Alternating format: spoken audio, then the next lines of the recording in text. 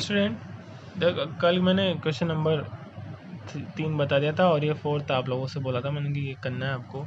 मैं question number 5 बता रहा हूँ, वो भी इस वजह से कि ये आयु से रिलेटेड है। आयु से रिलेटेड क्वेश्चन आते हैं देखो एग्ज़ाम। तो स्टार्ट करते हैं। देखो अच्छा, एक बार मैं दोबारा रिवाइज करना चाहूँगा। वो देखो पहले मैंने बताया था आपको हमेशा क्या मानना क्या रहता है। मानने के लिए सबसे पहले मानना क्या मानते हैं अपन। जो भी मानते हैं वो कम वाली वैल्यू, जो भी कम हो। रुपए तो रुपए कम किसके पास है ये मानो। आयु है तो आयु कम किसकी है इसको मानना है। जो भी कम वाली वैल्यू होती है ना उसको मानते हैं, ये ध्यान रखना है एक तो समीकरणों में, ठीक है। और दूसरी बात कि जो है 3 गुना तो 3x कर दो, 3 ज़्यादा है तो 3x प्लस 3 कर दो। जो भी सवाल में बोला जाए वो काम करना है आपको, ठीक है। और दूसरी बात आती है अपने कि आयु से रिलेटेड है ना, तो वायु में कौन सी आयु मानी जाती है। देखो 3 तरह की आयु होती है, एक तो भूतकाल वाली, एक वर्तमान वाली और एक भविष्य वाली।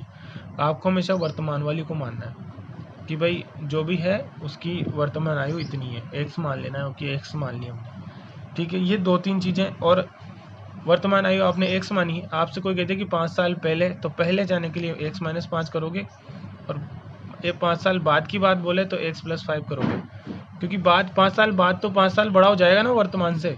और 5-5 साल पहले की बात कर रहे हो तो 5 साल छोटा आता हो, तो कम करेंगे ना, इस वजह से ये दोनों तीनों चीज़ें ही आपको आना चाहिए। अब देखो इसी का एक कॉन्सेप्ट का यूज करके अपन ये 5 सवाल करेंगे। देखो एक तो कौन है, ये शोभो, जो भी नाम है इसका, एक तो ये है और एक इसकी माँ है, ठीक है। क्या दिया है अब अपन को कि शोभो जो है उसकी माँ की आयु उस खुद शोभो की आयु की 6 गुनी है। अभी वर्तमान की बात कर रहा है, वर्तमान आयु जो है इसकी माँ की आयु जो है इसकी आयु से 6 गुनी है। तो मैं सबसे पहले मानेंगे किसकी, जिसकी छोटी है ये।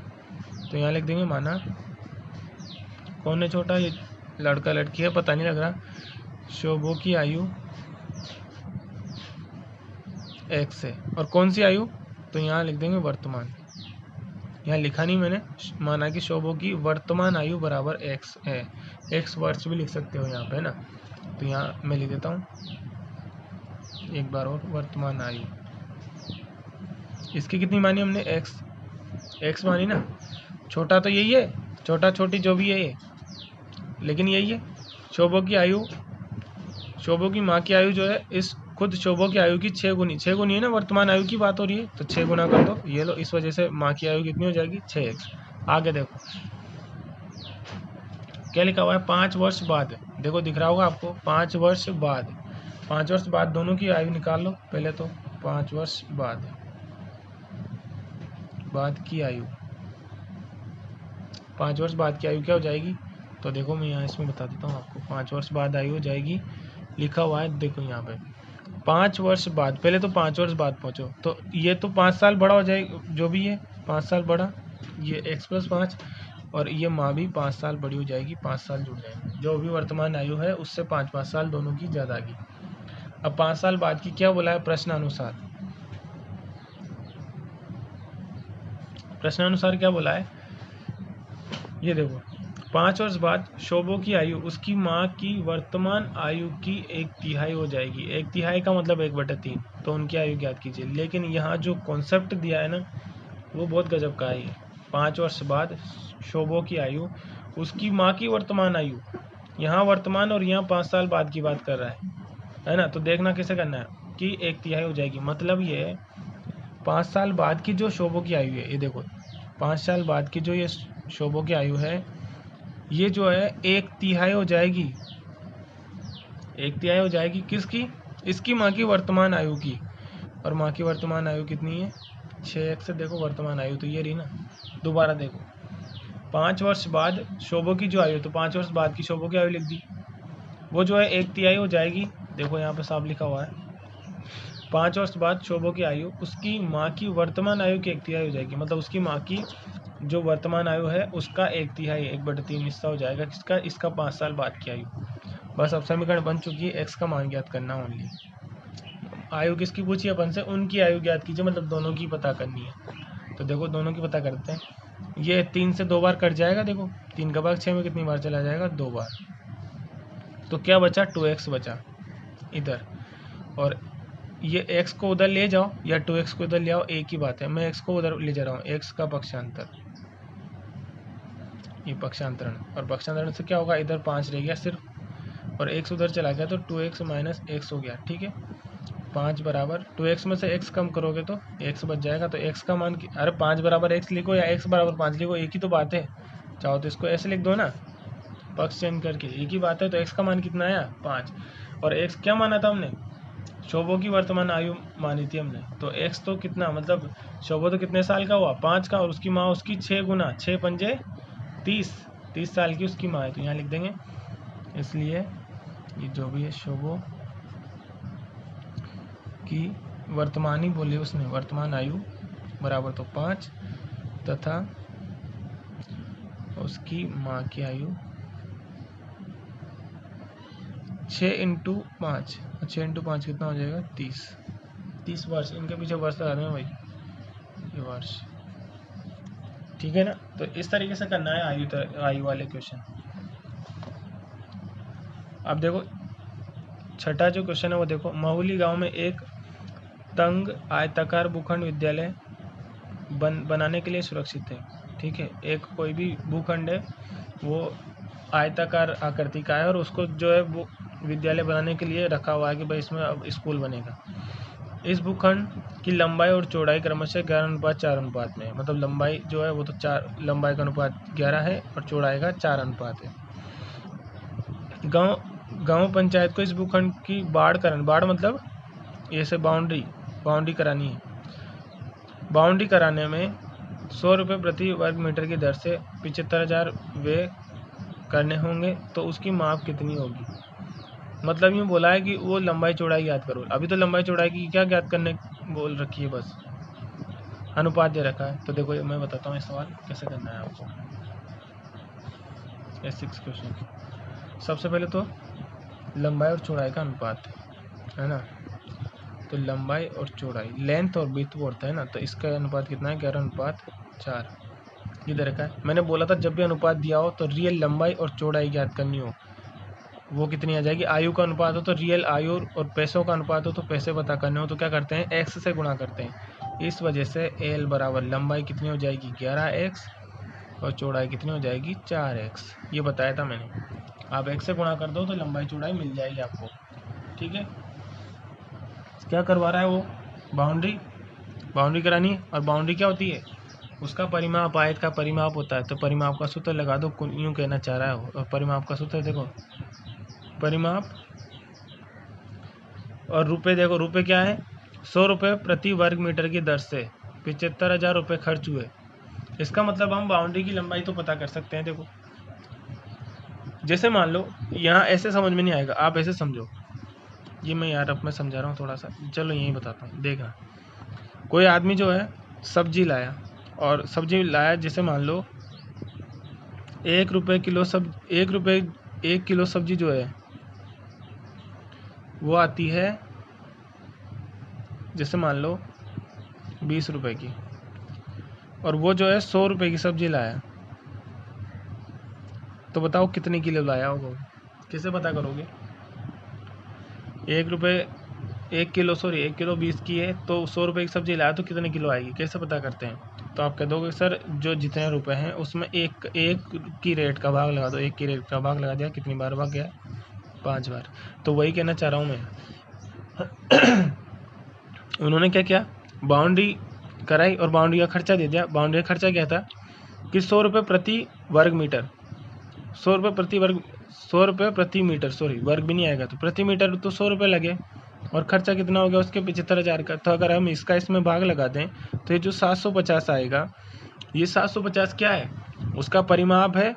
तभी तो उस परिमाप को 100 रुपये से गुणा करके उसका खर्चा बताया होगा उसने। जैसा कि यहाँ है सेम, 1 किलो का ये रेट है, 100 रुपये में वो लाया है, तो हम इसमें भाग लगा देंगे तो एक वैल्यू आ गई ना, कितने किलो।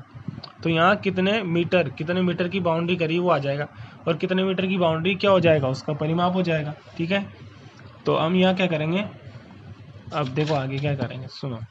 हम क्या करेंगे, चूँकि कुल व्यय खर्चा कितना हुआ उसका, कुल खर्चा कितना हुआ, तो वो लिख देंगे कुल व्यय हुआ उसका 75,000 रुपये का। तथा 1 मीटर का वे, 1 मीटर का वे तो दिया है, वो कितना है 100 रुपये। इस वजह से परिमाप जितनी बाउंड्री, मतलब उन्होंने जितनी बाउंड्री की होगी ना, वो परिमाप पता करने की क्या करेंगे, ये 75,000 के अपोन में क्या जाएगा 100, और ये 2 जीरो कट जाएगी, कितनी आ जाएगी 750 मीटर। ये तो क्या आ गया परिमाप, ठीक है। और अब अपने पास, और चूंकि एक बात हम जानते हैं ना, आयत का परिमाप तो क्या होता है 2 इंटू लंबाई प्लस चौड़ाई होता है, ये होता है। तो देखो 2 इंटू लंबाई कितनी है, इधर अभी आई थी अपने, कितनी आई थी 11x और चौड़ाई 4x, तो बस वही यहाँ रख देंगे हम, 2 इंटू 11x प्लस चौड़ाई कितनी 4x, और बराबर हो जाए किसके, परिमाप तो ये दे रखा है ना हमें, कितना है 750 मीटर, तो बराबर कर देंगे किसके 750 के, ठीक है। तो बस इसको सोल्व कर लो, 2 इंटू 11 और 4 कितना हो जाएगा 15x बराबर 750, ये इसका गुणा कर लो तो कितना हो जाएगा 30x बराबर, 30x बराबर कितना हो जाएगा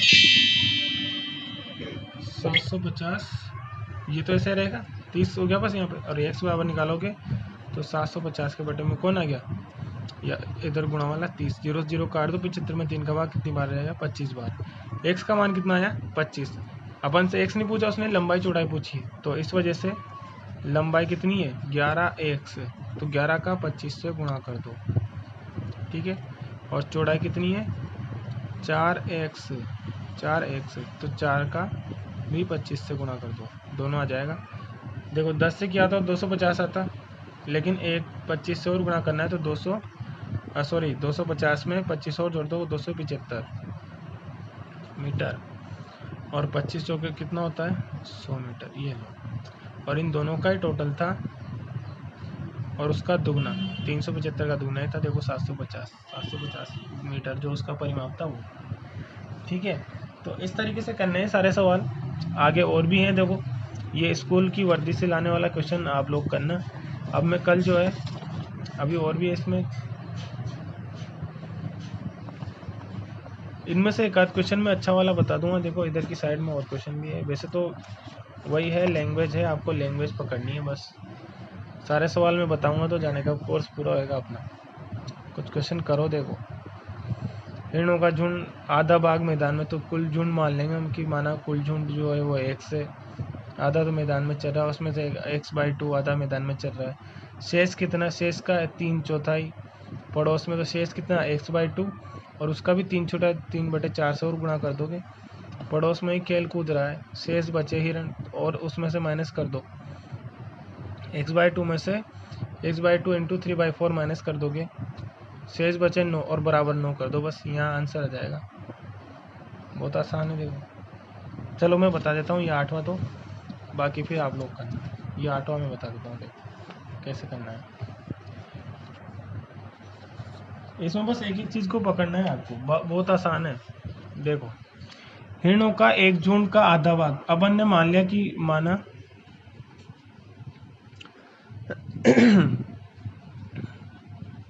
हिरणों की संख्या वो जो है वो कितनी है, एक्सेक्ट टोटल कुल संख्या, यहाँ चाहो तो कुल भी लिख लो, कुल संख्या क्या मान ली x।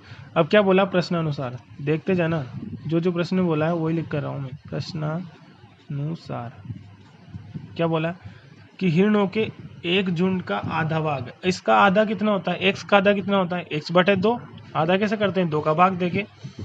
अब 4 का आधा तो 2 कर देते हो तुम, क्योंकि 4 में 2 का भाग 2 बार चल जाता है।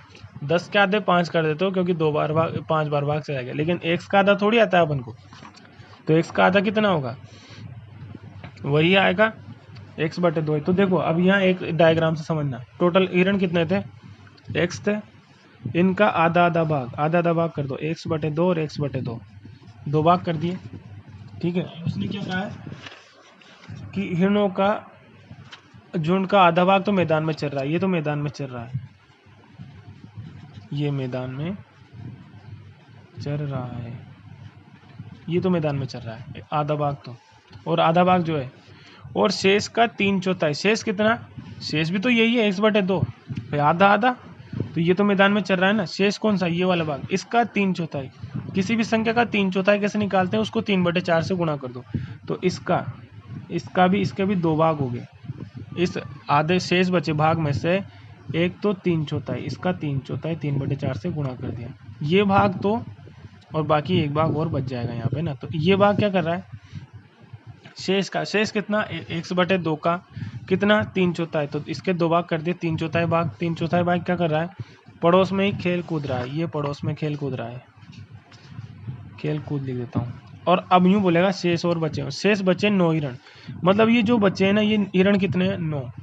ये हिरण जो है तालाब में पानी पी रहे हैं, तो टोटल संख्या पता करो। तो ये शेष कितने बचे होंगे, तो देखो 1/2 के 2 टुकड़े करें, एक तो 3x/8, इसको 8 बोल दूंगा मैं। और तो वो एक और टुकड़ा कितना होगा, वो 9 के बराबर है। बस इसने इसकी संख्या 9 दे दी हमें, तो बस उसी को 9 के बराबर कर दो, आंसर आ जाएगा। तो देखो कैसे बनाएंगे समीकरण, 1/2, इसमें से घटाना है इसको, जब जाएगा तो इसके बराबर। अरे भाई ये 10 होता, अगर मान लो, दूसरे पेन से बता रहा हूँ मैं, अगर ये 10 होता, ठीक है, और ये होता 2, तो ये 8 आ जाता ना। तो 8 कैसे आए, 8 कैसे लाओगे, इस 10 में से 2 माइनस करके लाओगे। तो ऐसे 1/2 में से इस वाले को माइनस करके 9 के बराबर कर देंगे। 9 संख्या दे रखी है उसने, तो बस वही काम करना है। देखो इस 1/2 में से माइनस करो इसको, किसको, 3x/8, ये 4 दूनी 8 हो गया। और ये किसके बराबर है, 9 के बराबर है। इनकी संख्या तो दे दी उन्होंने 9, बस इसी को सोल्व करना है आपको। यहाँ एलसीएम ले लो, 8, 2 का भाग 8 में 4 बार, 4 का गुणा 1 से करोगे तो 4x, माइनस 8 का भाग 8 में 1 बार, और 3x से गुणा करोगे तो 3x बराबर 9। 4x में से 3x कम करोगे तो एक ही x बचेगा अपन में, और 8 और 9/1। ये देखो वज्र गुणा कर दो तो x बराबर कितना गया, 9×8 72। वज्र गुणा कर दिया ना हमने, x का गुणा तो हुआ x से, और 8 का गुणा 9 से करेंगे तो 72। और ये 72 क्या थे हमारे, ये तो हमने संख्या मानी थी x की, मतलब हिरण कितने थे, 72 हिरण थे, ठीक है ना। बस ये आंसर आ गया। अब कल अपन जो है प्रश्नावली 2.5 पढ़ेंगे अच्छे से, ठीक है।